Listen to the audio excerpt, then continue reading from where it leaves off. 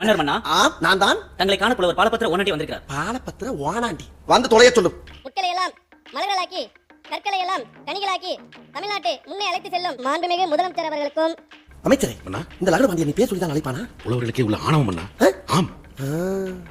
தாங்கள் வந்த நோக்கம் பணநாயகத்தை தோற்கடித்த பாமரனின் ஜனநாயக முதல்வர் நீங்கள்.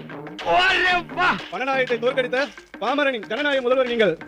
திரை மன்றங்களில் மட்டுமல்ல, சட்டமன்றத்திற்கு நாயகன் நீங்கள் தான்.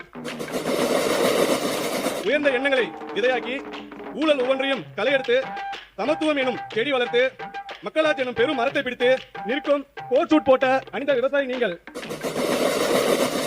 விசில் என்பது ஒலி அல்ல, அது பாமரர்களின் மொழி, அதுவும் உலகின் பொது மொழி. விசில் காற்று இசைத்த முதல் ராகம், மனிதன் பயன்படுத்திய முதல் தொலைபேசி. காது கொடுத்து கேளுங்கள், விசில் தனியாக ஒலித்தாலும் கம்பீரம் குறையாது. என்ன எழுதியது? வேளாண்மை உழவர் நலத்துறை மாண்புமிகு அமைச்சர் அவர்கள் வேளாண்மை நிதிநிலை அறிக்கை என்று தாங்கள் அவை முன் வைத்திருக்கிற அந்த அறிக்கையை மட்டும் விரிவாக படிக்கும்படி நான் கேட்டுக்கொள்கிறேன். 15 நிமிஷம் வர்ணிக்கிறான் சார் ஒவ்வொருத்தரும்.